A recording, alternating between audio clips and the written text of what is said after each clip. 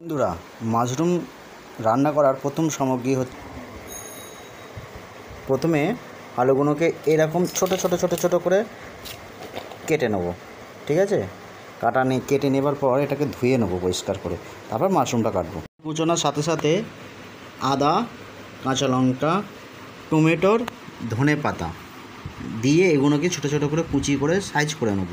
কিন্তু এখানে রসুন আর পেঁয়াজ থাকবে না, এটা সম্পূর্ণ শাকাহারি এবং নিরামিষ তরকারি তৈরি করব মাশরুম দিয়ে। তোমরা দেখতে থাকো ভিডিওটা। হচ্ছে অস্টার মাশরুম। তো এই মাশরুমটাকে আমি কাটবো না, হাত দিয়ে ছিঁড়ে নেবো। আমি এই ছিঁড়ানোটা তো এক হাতে ভিডিও বানাচ্ছি, দেখানো সম্ভব নয়, সেক্ষেত্রে আমি ছিঁড়ে নিয়ে আপনাদের জিনিসটা দেখাচ্ছি কীভাবে ছিঁড়ে নেবার পর কীরকম লাগে। ওকে, মাশরুমটাকে ঠিক এইভাবে আমি ছিঁড়ে নিচ্ছি। আর দেখেন এইভাবে ছিঁড়ে নিচ্ছি আমি, এইভাবে এই মাশরুম এই হাত দিয়ে ছিঁড়ে নিচ্ছি। তো সব ভিডিওটা সেইভাবে তো নিখুঁতভাবে দেখানো যায় না, তো আমি হাত দিয়ে ছিঁড়ে নেওয়ার ভিডিওটা দেখাতে পারছি না কেন, যেহেতু আমার হাতে একটা ভিডিও চলছে, ফোন আছে। ওকে, আমি ছেঁড়া হয়ে গেলে আবার দেখাচ্ছি। আমার কিন্তু সব মাশরুমগুলো কাটা হয়ে গেছে, ছেঁড়া হয়ে গেছে। মানে কাটা বলতে আমি বটিতে কাটিনি, হাত দিয়ে ছিঁড়ে নিয়েছি। হাত দিয়ে ছিঁড়ে নিলেও মাশরুম হয়। ওকে, এবার টমেটোর কাটবো, কাঁচা লঙ্কা কাটবো, আদা কাটবো, ধনে পাতা কাটবো। ঠিক আছে, দেখতে থাকুন। কাটা হয়ে গেল, টমেটো কাটা হয়ে গেছে কুচি কুচি করে, কাঁচা লঙ্কা কাটা হয়ে গেছে কুচি কুচি করে, আদা কাটা হয়ে গেছে, ধনে পাতা কাটা হয়ে গেছে, আর এখানে তোমার মাশরুম কাটা হয়ে আছে, আলু কাটা হয়ে গেছে। এবার কি কি মশলা লাগে, কিভাবে তৈরি হয় দেখতে থাকুন। প্রথমে মাশরুমটাকে এইভাবে পরিষ্কার করে, এর মধ্যে যে ধুলোগুলো থাকবে, ধুলোগুলো যাতে না থাকে, একদম পরিষ্কার করে পরিষ্কার জলে ধুয়েছি। এবার গরম জলে হলুদ দিয়ে গরম জলে এটাকে একবার ধুয়ে নেব, যাতে যদি কোনো ব্যাকটেরিয়া থাকে তাহলে হলুদের সাথে আর গরম জলের সাথে মিশ্রণে এটা নষ্ট হয়ে যাবে। ধোয়া হয়ে গেছে।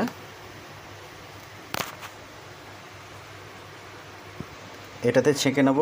মাশরুমটা রেডি হয়ে গরম জলে একটু সিদ্ধ মতো মানে গরম করা হয়ে গেছে। কড়াইয়ে এটাকে এবার এতে ছেঁকে নেব, দেখতে থাকো। কড়াইয়ে সরষের তেল দিয়ে দিয়েছি। এবার এতে দেবো ফোড়ন, গোটা জিরে দিয়ে দিলাম, দিয়ে এতে মাশরুমটাকে ভেজে নেবো। এবার এটাকে ভেজে নেব।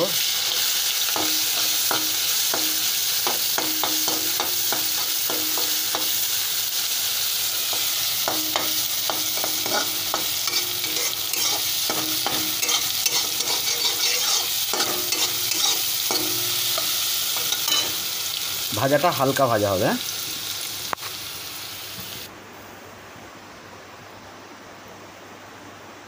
আর গরম মশলাটা আমি লাস্টে দিয়ে দেবো।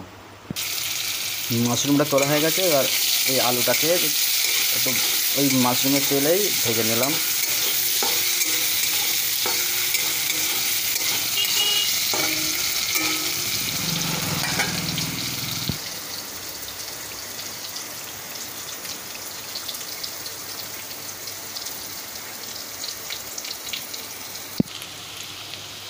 আদা দিয়ে দিয়েছি।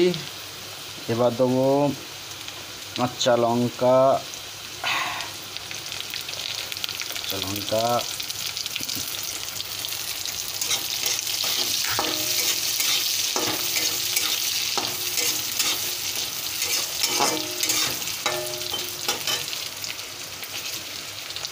এবার টমেটো,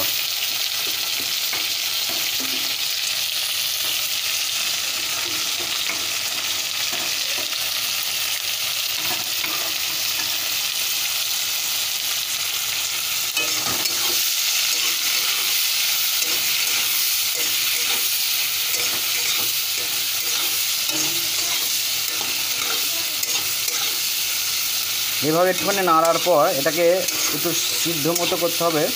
তো টমেটোটা গলে যাবে, এক্ষুনি গলে যাবে, তারপরেই এতে মশলা দিয়ে দেওয়া হবে। কাজ হয়ে গেল। এবার গ্রেভি তৈরি হয়ে যাবে এর সঙ্গে এক্ষুনি। আর সামান্য একটু কাজ বাকি আছে। এখানে তো মশলা তৈরি করা হয়ে গেছে। আর গরম মশলা লাস্টে দিয়ে দেবো, ধনে পাতা দেবো। ঠিক আছে, দেখতে থাকুন। সবজিটা ঠিক এরকম দেখতে হয়ে যাচ্ছে। এখনও এতে নুন দেওয়া হয়নি। নুনটা একটু পরে দেওয়া হবে। টুক করে মশলাটা দিয়ে এই মশলাটা এতে দেওয়া হয়ে গেল।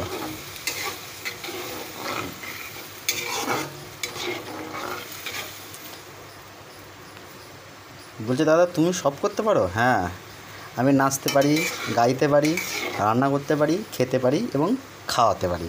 আর সবাইকে নিমন্ত্রণ রইল, কেউ যদি খেতে চাও আমাকে কমেন্ট করে একটু প্লিজ জানাও, আমি তোমাদের নিমন্ত্রণ করে নিয়ে এসে বাড়িতে নিজের হাতে রান্না করে খাওয়াবো। ঠিক আছে, দেখো এটা একটু গ্রেভিটা তৈরি হয়ে যাক। এতে নুন দেওয়া হয়ে গেছে। আর আমি এবার একটু গ্রেভিটা তৈরি হয়ে গেলে, মালটা ফুটে গেলে, তেলটা ছেড়ে দিলে পরে আমি মাশরুমটা দিয়ে একটু জল ঢেলে ধনে পাতা দিয়ে দেবো। হ্যাঁ ঠিক আছে, ঠিক তোমাদের সামনে একটু ধনে পাতা দিয়েই দিই, বলছো যে গেলে ধনে পাতা দিয়ে দিলাম। আর একটু ফুটুক। হ্যাঁ, এটা এখনো জলে দিয়ে দেবো। এখানে এরকম ঠিক পজিশানটা হয়ে গেছে।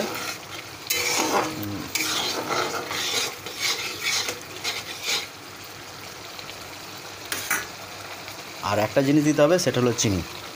তার মানে আমি আমার ভিডিওতে নেচে দেখিয়েছি, গেয়ে দেখিয়েছি, রান্না করে দেখিয়েছি এবং খেয়ে দেখাবো। আর সমস্ত আমার ভিউয়ার্সদের আমি নিমন্ত্রণ জানালাম, কেউ যদি আমার সঙ্গে আমার বাড়িতে খাওয়া দাওয়া করতে চাও প্লিজ আমাকে কমেন্ট করে জানাবে, আমি তোমাকে নিজের হাতে রান্না করে খাওয়াবো এবং নিজেও খাবো। দেখতে থাকো ভিডিওটা, আর একটু বাকি আছে। এবার লাস্ট সিন দেখাবো ভিডিও মালটা তৈরি হওয়ার সাথে সাথে। এবার দেখতে থাকো। এই তোমার এই মাশরুম ভাজাটা দিয়ে দিলাম।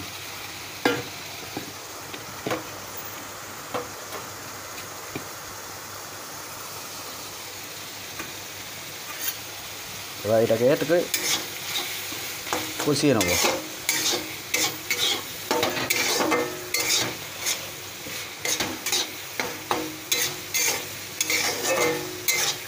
এতে রসুনও দেওয়া হয়নি, এতে পেঁয়াজও দেওয়া হয়নি।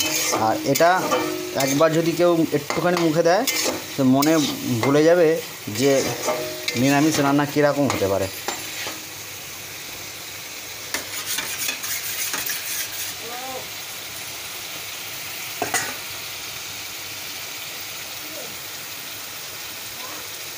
এবার একটু জল দিয়ে দেবো এখানে।